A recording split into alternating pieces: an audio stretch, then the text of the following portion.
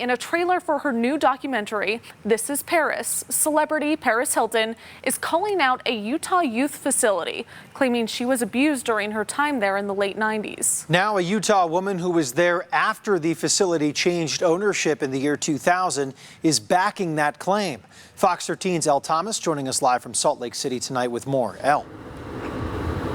Yeah, hi, Brennan and Kirsten. This woman has dedicated her life to shedding light on the alleged abuse that occurs at youth facilities, not just here in Utah, but across the country. Now she's hoping that this platform that Paris is creating can take it even further. But I couldn't tell you guys because every time I tried, I would get punished by them. The trailer has created waves across Utah and the nation.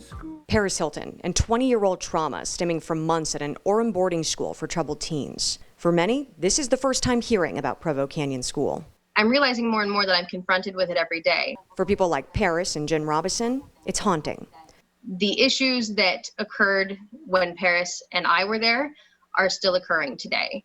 Jen was admitted to PCS in 2003 for childhood trauma. Basically, they brought me in, they strip searched me in a utility closet, and soon after they shaved my head, they gave me a number. Little did she know, the facility would create trauma of its own. It's so abrupt and it's so frightening and it's so confusing that you're just like, well, this is my life now. Jen says she still has vivid memories of having to earn off-campus visits, alleged verbal and physical abuse, and isolation.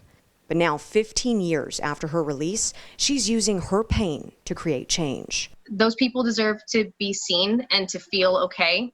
And these programs ultimately need to be shut down. Breaking Code Silence, a movement of activists, advocates, and survivors raising awareness on institutional abuse. It is not just drug abusers. It is not just juvenile offenders. These are children with ADHD. These are kids that have autism. These are kids that are gay. Jen says she knows she wasn't the first victim, but she hopes the platform that Paris created can propel their movement forward. The only thing that saved my sanity was thinking about who I wanted to become when I got out of there. There are so many people behind her who had the same experiences, not just in Provo Canyon School, but everywhere in this country, can come to understand that this is bigger.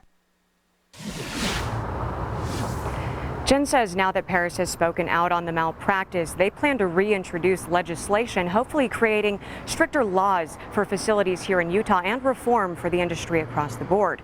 Fox 13 did reach out to the company that now owns Provo Canyon School. They have not returned requests for comment. Live in Salt Lake City, Elle Thomas, Fox 13 News, Utah.